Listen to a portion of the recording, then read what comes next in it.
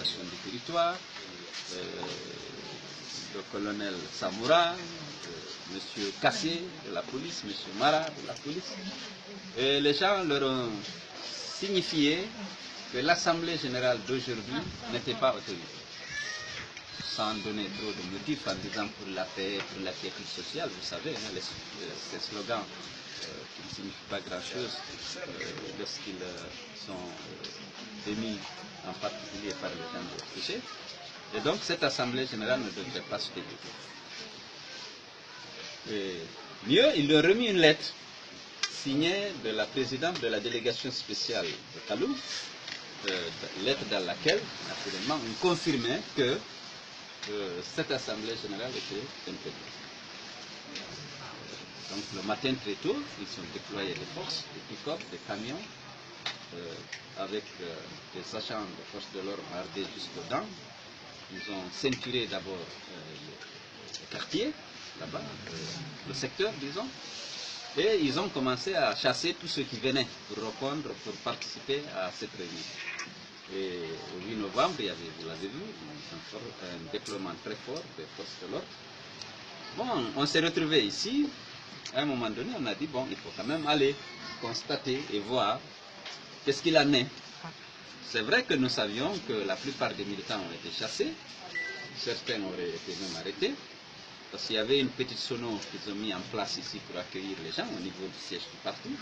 Ils sont venus faire éteindre tout ça et confisquer le matériel. Mais alors les leaders, on a décidé d'y aller. Et donc nous sommes allés, heureusement avec vous. Vous avez constaté que tout le secteur était bloqué. Et l'accès nous a été interdit dans les circonstances que je ne vais pas décrire puisque vous étiez là. Donc voilà. Alors quelles conséquences peut-on tirer de cette situation? C'est qu'un parti politique, pour organiser aujourd'hui une réunion à son siège, a besoin d'être autorisé de la paix. C'est une restriction de nos libertés, une violation flagrante des dispositions de nos lois. Et on n'a pas l'habitude d'être soumis à de telles contraintes lorsque les partis politiques décident d'organiser des réunions à leur siège. Deuxièmement, il y a une restriction à la liberté de mouvement des leaders. On est venu, on nous a dit qu'on ne passe pas. Et en revenant, on voulait ne pas faire le sens interdit. Là aussi, nous sommes bloqués. Ils ont dit qu'on ne peut même pas passer par la ville. Et donc, vous voyez à quel point notre pays recule en termes de démocratie, en termes de respect des lois de la République.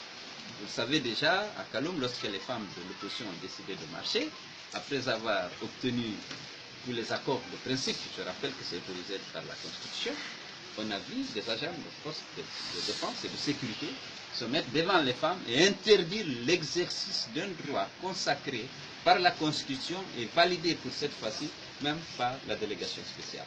On avait porté plainte naturellement à la justice nous dit qu'elle n'est pas compétente.